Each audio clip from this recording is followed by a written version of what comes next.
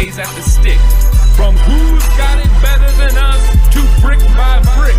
It's always the 49ers way, from off-season to game day. Yeah, we talk back. It's the 49ers Cutback.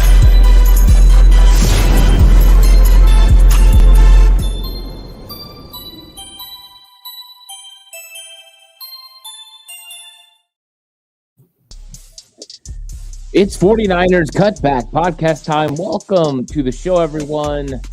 Time to talk about the 49ers making a move now that the June 2nd deadline has come and passed and they have extra money. The 49ers have signed tight end Logan Thomas to a 1-year deal. The San Francisco 49ers officially have tight end too. I don't know how familiar people are with Logan Thomas, but he's a player that's been around for a while. He played with Arizona. He had a stop in Detroit. But over the last several years, he's been with Washington, and he's been a very talented player with Washington. His numbers have continued to go up, 2020 being his best season, but he's a guy that's continually made plays in the NFL. 49ers have been looking for a tight end that could be balanced behind George Kittle. Well, now they have that, and we've talked about this for a long time. 49ers need to shore up the tight end room. If ever there was a room that needed to be shored up depth-wise and as a tight end two behind George Kittle, it was the tight end room. There's going to be plenty of questions to talk about. What is going on with Cameron Latu? What about Braden Willis or Eric Saubert or Mason Pline? What is going to happen with those guys? Well, right now, the main topic is Logan Thomas is going to add veteran presence to a 49ers tight end room that really needed it with Charlie Warner and Ross Dwelley headed to Atlanta. So the San Francisco 49ers are getting it done and making sure they shore up rooms that need to be shored up and go all in as far as getting talent for the team. What's up, Josh? Says this move gives us tight end two, but does it also mean Kittle may not be healthy by the start of the season since having his core muscle surgery? I think it's a good point to look at. George Kittle did say he's on pace to be ready for training camp, but that does give insurance for sure in case something happens and George Kittle is not capable and ready to go when the season starts. You're hoping that that's not the case, but I think it's also insurance not just for Kittle's health, but insurance in case Braden Willis or Cameron Latu don't develop into the player that you're hoping they're going to be.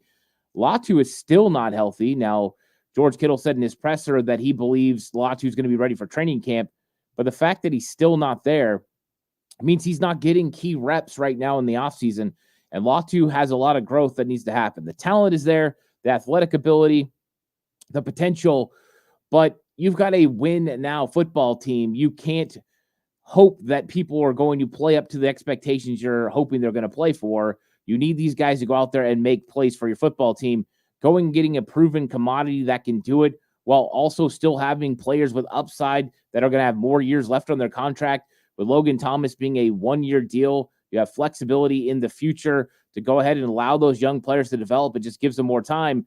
But now you've got a legitimate, like Josh said, hey, if Kittle isn't ready, yeah, you go Logan Thomas early in the season and he can bridge the gap. Also, there's usually a couple of games during the season that Kittle misses, and potentially you go ahead and make sure you add there as well. So it's pretty cool. And I'm going to get to the questions. So if you guys have questions, leave them in the comment section or in the chat, and I'll make sure I get to those. Please like and subscribe to the channel if you haven't already. I appreciate it. The listening audio platform, 49ers Cutback on Believe. Please give it a 5-star rating. And if you're going to bet with Bet Online. Bet Online is your number one source for the NBA Finals and Stanley Cup Finals this season. Every stat, every matchup, and even live odds and spreads while the games are being played. When the game's over, head on over to our online casino and get in on the game of blackjack or poker or unwind with one of our 150 slot games. Head to the website today to get in on the action. Use the promo code BELIEVE, that's BLEAV, for your 50% welcome bonus on your first deposit. Bet Online, the game starts here. And, you know, it's interesting. And what's up to everyone in chat? What's up, Donald? How's it going? Glad you're here. Nick C in the house says, very nice signing. I think so. Josh says Latu has one more year to prove something in his opinion. I think that's probably very true, that there's, he's got to prove something pretty quick. The good thing is he was a young guy. So it's one of those things where they're only going to give him so much time, and that's what Josh says here. Guys usually get 2 years to develop. TDP, Sermon, Gray are some examples. Yeah, and all of them had some sort of injury concerns at some point in their career. So it's interesting. Now let's look at Logan Thomas a little bit more in depth. So he gets drafted by Arizona in 2014. He doesn't really do anything. He played in 2 games. And then in 2017, 2018, he ends up with the Buffalo Bills. And he's there for 2 years, then to Detroit, then to Washington. And that's when you start seeing Logan Thomas start making some plays. In 2020, he had 72 catches for 670 yards and 6 touchdowns. What a fantastic season. That is a great tight end number. And you're thinking about a guy now that's going to be behind George Kittle. This is a guy that's been a legit starter in the league for a little while. In 2021, he only played 6 games. He did tear his ACL and was out for the remainder of the year. So injury concerns, not so much. He's played a lot of games. He also, over the last 2 years since he's returned from injuries, played over 1,400 snaps. So he's a guy that usually stays on the field. So the injury, more of an outlier. When you're looking at games played since 2019, it's 16. I know we had the 6 for the injury, but then in Washington in 2022, he plays 14. And then in 2023, he plays 16. And his numbers last year, he played 16 games. He had 55 catches for 496 yards. He averaged 9 yards per reception, which is pretty darn good. Not his best, but he also had 4 touchdowns from a tight end that's going to be backing up George Kittle. I think that is crazy. And Josh asked this, didn't Thomas tear ACL a few years back? Yeah, it was in 2021. He tore it making a block, and he was out the remainder of the year. And that's an aspect of his game that I don't know how many people are going to talk about, but he is a very solid blocker. Since 2015, he has had a run blocking grade that's averaged out pretty close to 80. So he's done a very good job blocking and will be a legitimate blocker as inline or move. So you need someone to sub in for George Kittle, he can do that. But if you need someone to play alongside George Kittle, he can do that, which means if they're both on the field together, you can put Kittle out in routes and expect Logan Thomas to do a pretty good job blocking. So that is a good thing. And, Josh asked this, more of a catching tight end than a blocker. That was my initial thoughts as well. That's why I kind of went back and looked through some of his stats and then watched a little bit of his blocking. And he did a pretty good job. He's been a consistent blocker. So that's good news for the 49ers. I think the 49ers have been looking for a tight end like this, a tight end that could do both. And it's not always easy to find in the NFL. Everybody is going more towards being solid receivers and then giving a little when it comes to blocking. But he's done a good job. He's been consistent. And that's something that the 49ers definitely need at the position is consistency. You look at the tight ends that they've had over the last couple of years. Charlie Warner was tight end 2 last year. And last season, when it came from receiving end, and Charlie Warner was a good blocker. There's nothing wrong with what Charlie Warner did as a blocker. But when you look at his stats and who he was as a receiver, he had 3 receptions for 32 yards. And now you're adding Logan Thomas, who had 55 catches for 496 yards and 4 touchdowns. I mean, that is just absolutely fantastic difference. I mean, just to look at the career perspective of Charlie Warner, in 65 games, he had 11 receptions for 120 yards. So they're just not getting much production from that tight end too. Even if you look at what Ross Dwelley did, who's probably had the biggest years as tight end 2 for the 49ers. And his biggest season was actually 2020. George Kittle missed a lot of games. So he had 9 games that he started that season. He had 19 catches for 245 yards. So Logan Thomas is a much needed upgrade at the position compared to the guys who came before him. And I think that when you're looking at positions the 49ers needed to address, I think tight end was one of them, because you start going through this roster and you see positions where they have stockpiled talent. At quarterback, it's Brock Purdy. It's Josh Dobbs, who started a lot of games last year. It's Brandon Allen. It's a lot of veteran talent. You look at the other position, wide receiver, absolutely stocked with talent. You look at offensive line, they tried to bring in offensive line depth. And then you look at tight end, and it was like, we got the two young guys and an undrafted free agent, Mason Pline, a veteran in Eric Saubert, Jake Tongas, who I like from the Chicago Bears, but he was an undrafted free agent. It's interesting. So I thought that this was a much needed sign. And Kenny says, bad sign if we stop signing tight ends. I think they're going to, I think this is the move they had to make as far as tight ends. And I think that this right here puts the 49ers over the top when it comes to the talent that they have at the skilled position. They are now, depth-wise, one of the most talented offenses, if not the most talented offense in the NFL, because now you're too strong at tight end. You're potentially 5 to 6 deep at wide receiver, depending on what your feelings are about Jacob Cowling and receivers that are beyond Chris Conley, Danny Gray, whoever those guys end up being that make this roster. But then also with your running back room with McCaffrey, Elijah Mitchell, Jordan Mason, this looks like it could be one of the most talented offenses that Kyle Shanahan has ever had when you just look at the names. And I know people are waiting for that Brandon Ayuk extension to come, but looking beyond that, just looking at the talent around Brock Purdy, if ever you were going to build a team to go for a Super Bowl, it looks like that's what they've definitely been trying to do. I think this is a good move for the San Francisco 49ers. I love the signing. I think this is a solid signing that they needed to go ahead and make. I know that, there have been conversations about who that guy would be. Some had brought up Logan Thomas. I didn't know if that was going to be affordable. I thought maybe they would have to go a little bit cheaper with like Robert Tonyan, but I was pleasantly surprised to see Logan Thomas's name mentioned as a guy who signs with the 49ers. So I like it. Domillion here says, heck yeah, we need to spend some money on Super Bowl talent. And you're right. I like that. I like the fact that they're going out and they're signing a player that they believe can help their football team right now.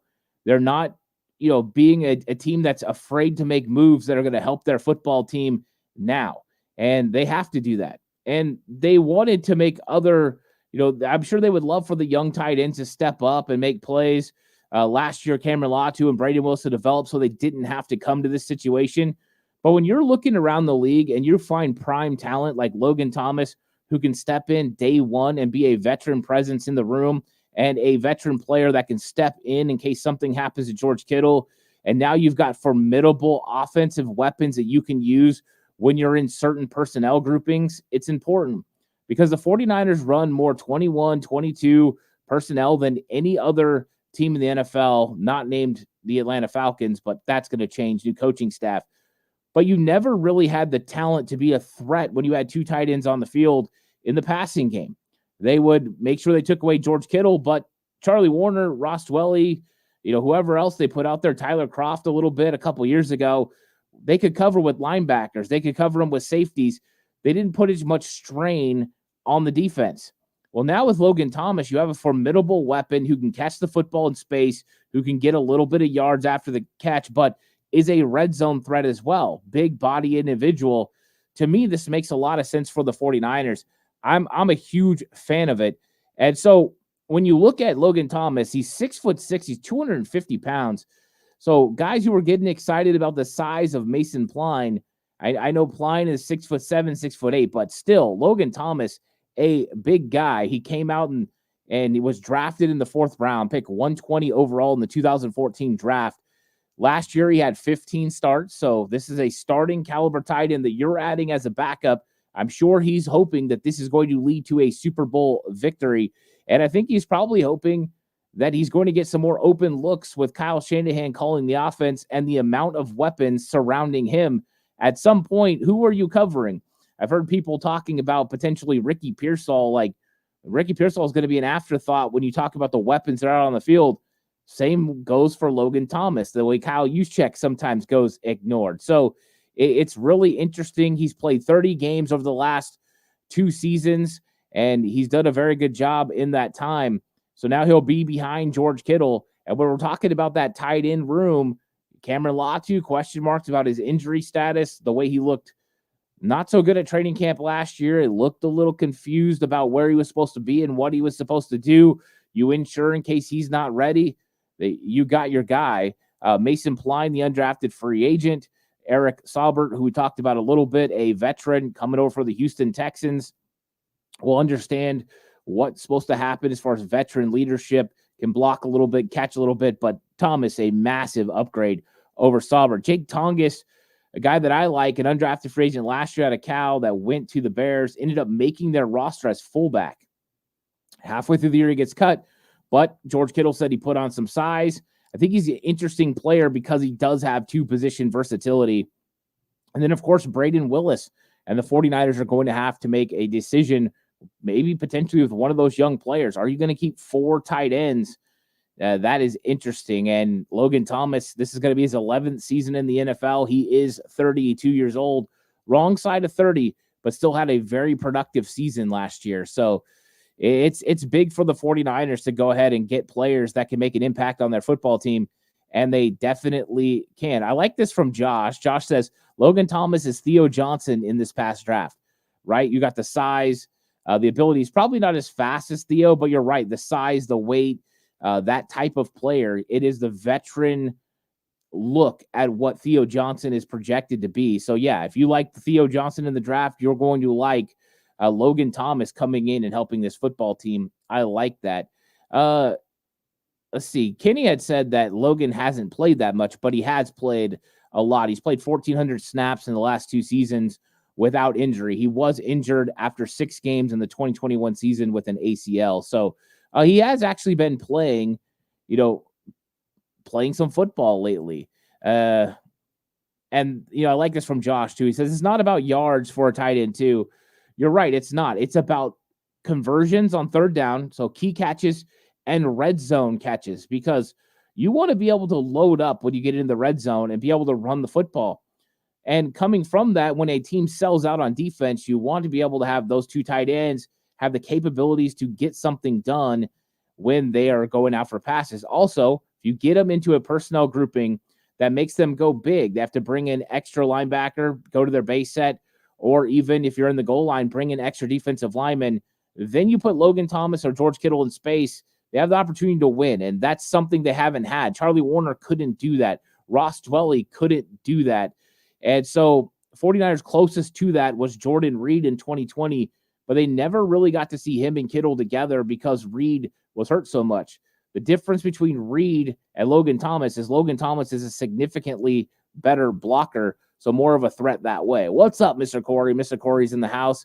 He says, Ant, how's it going? So it's pretty good. It's interesting. Kenny says, well, he's no Kittle replacement in any way. Well, you're not really going to find a Kittle replacement. There's no such thing.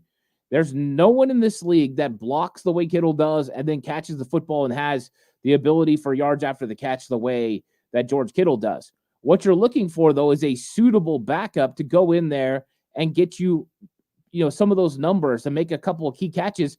And Logan Thomas has proven he can do that. 55 catches for almost 500 yards and 4 touchdowns last year. Is it Kittle's level? No. But if you're trying to bridge the gap, him go in and make, some plays over 2 weeks, he's a legitimate threat and a guy that's better than the guys behind him.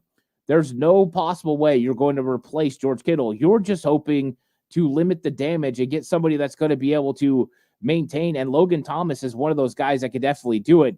But yeah, you're right. There's no way he's going to replace George Kittle. There's no one that can do that. Mr. Corey says, I hope Cameron Latu beats him out, but I'm satisfied with the pickup.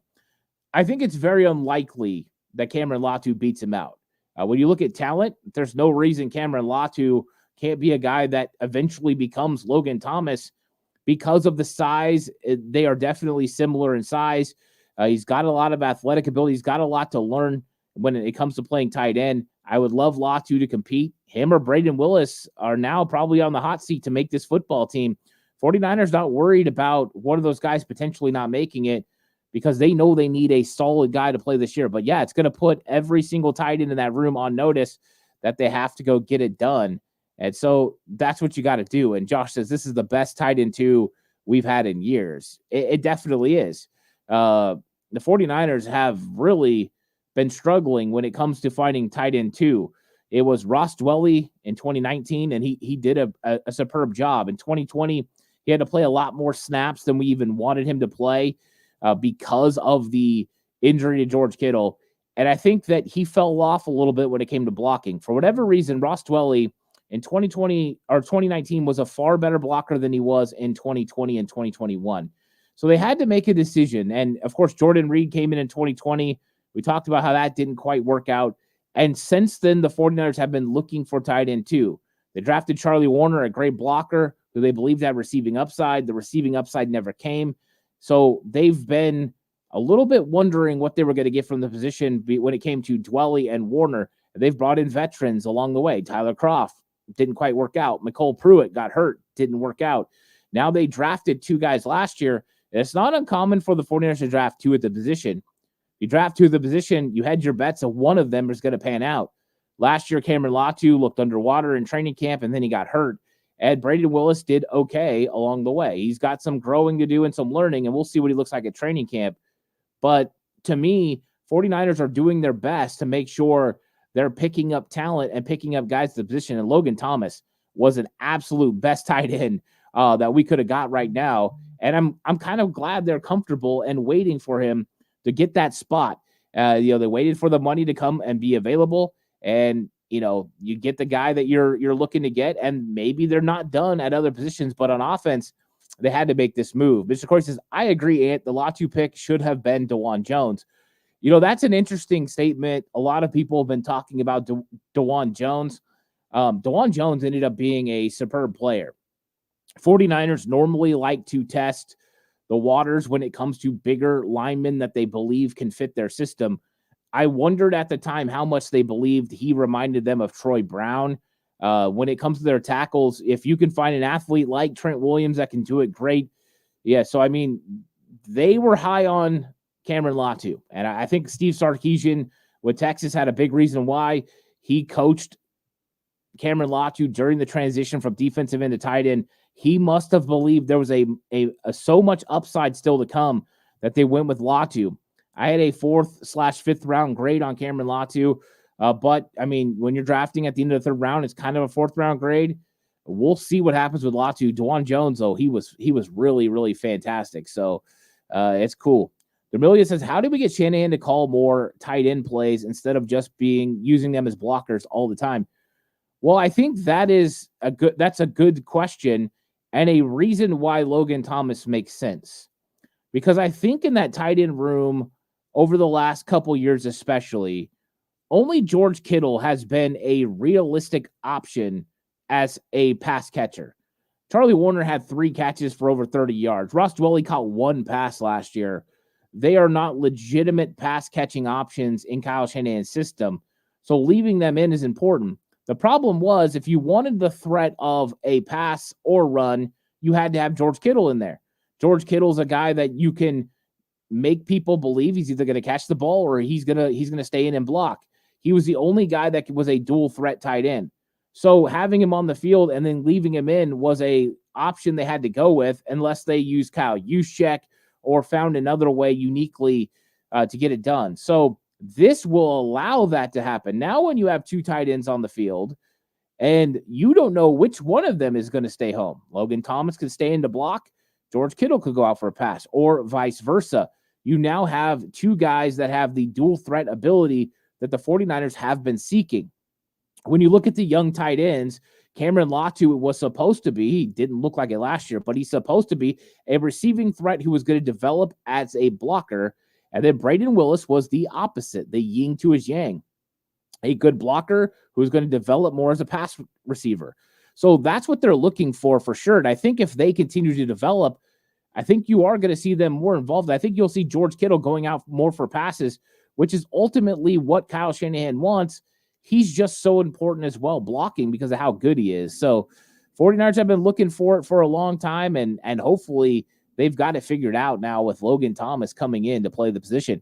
Kenny says tight end 2 and running back 2 are not easy roles to play on this team.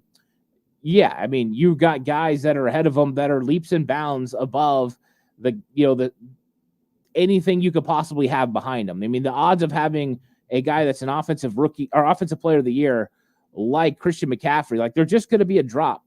And we know Elijah Mitchell can be a good player, and a lot of people love Jordan Mason, so you can put him in the same category. but they're never going to reach the level of Christian McCaffrey. So when McCaffrey's not on the field, even though those guys are solid players, they're still a drop-off. That's why you want McCaffrey on the field as much. And I think George Kittle is similar. I think what they've done now is add a player that's a legitimate starting caliber player in the NFL, though. So it's at least they've lessened the drop-off. So now when Kittle's not out there, you're not falling off a cliff, but you're falling a little bit. But now you've got a guy capable of continuing to run the offense, continuing to block, continuing to catch the passes, and make the plays that you need to be made. Is he going to catch the ball and rumble for 60 yards like George Kittle? No. Is he going to catch a 16-yard pass and end up getting a few extra and get a first down? Yes. Is he going to make a big critical, third down catch using his body to shield somebody? Yes. Those are things within Logan Thomas's game that he can handle. So is he going to be George Kittle? No. Is he going to be close to George Kittle? No. Is he going to be far superior to anyone else the 49ers have had play tight end since Kyle Shanahan came in 2017, not named George Kittle? Yes. And that's a huge pickup for the 49ers. That's what they had to do. They had to get that guy, that could fill in and make that play. So Kitty says, Jordan Reed was also a Commander. Seems like a lazy pick to me. Well, part of it, you look at the Commanders with Jordan Reed. It wasn't a lazy pick because Kyle Shanahan coached him. So Kyle Shanahan was very familiar with Jordan Reed. They had a relationship. That's usually how it goes. So that's just kind of what he's doing here. And I'm sure Kyle had, his thoughts on this. And I know for a fact John Lynch did. They knew they had to address this room. The money that they saved from Eric Armstead moving on and going to Jacksonville is going to allow them to bring Logan Thomas in and potentially shore up a room that they were a little worried about. And now if something doesn't pan out with those young players, you're looking pretty good. And that was the problem, Mr. Corey, is Jordan Reed suffered a lot of concussions in his career and ultimately why it cut his career short. But, man, he was a threat as a receiving tight end. There were a couple years there where he was absolutely fantastic. And so 49ers go out and they get Jordan Reed, 1-year deal. No worries about years beyond, but this is a move. This is a Super Bowl window move. Get a veteran that could come in. I'm curious, how quickly he's going to acclimate. I'm sure it'll be very, very quickly. The 49ers add to a room that needed to be added to. And you look at their roster, there's not too many rooms that needed to be added to. When you're looking at tight end, you had guys, but how much of that is the depth that you're really looking for at the position? And he's going to add some big size to the position as well with that 6'6" frame. But looking at the 49ers positions, quarterback is good on offense, wide receiver good on offense, running back good on offense. I don't know how much depth you were going to be able to add to the already built offensive line. You're not going to find a capable starter able to take over, one of those guys' spots unless you have competition between Feliciano, Brendel, and so forth. So adding on free agency, that was a position the 49ers could address was tight end, and they went ahead and did it. The only other positions you could think potentially that they could go out and address maybe in free agency could be safety. They could go out there and grab a safety that potentially could slide in, especially if they're worried about Talanoa Hufanga being ready. But if you needed to shore up a position, this sure was the one to go ahead and get it done because you got to make sure you're adding players that are going to help your football team this season. It's a win now football team, and this is a win now move. 49ers wait till after June 1. They go ahead and get their guys. So I absolutely love this. So we have a conversation here. Mr. Corey says that Cameron Latu was a big reach. He came to Alabama as a defensive end. He was. He was a defensive end. I don't know if it's a big reach. I think it was a slight reach, depending on what he looks like. But we'll see. I'm optimistic still about Cameron Latu. 49ers aren't willing to take the risk of not having a legitimate tight end too. And the truth is, we don't know in the career of Cameron Latu or Braden Willis if they'll ever equal Logan Thomas. But we do know who Logan Thomas is, a proven commodity that can help this football team. So, yeah, it was a big move for the 49ers going out and getting Logan Thomas and adding him to this San Francisco 49ers roster. Absolutely love it. I appreciate everyone for coming through and checking out the episode. Like and subscribe if you haven't already. This episode brought to you by Bet Online. The game starts here. I'll catch you guys all in the next one. Until then, stay safe. And remember, the right way is always the 49ers way.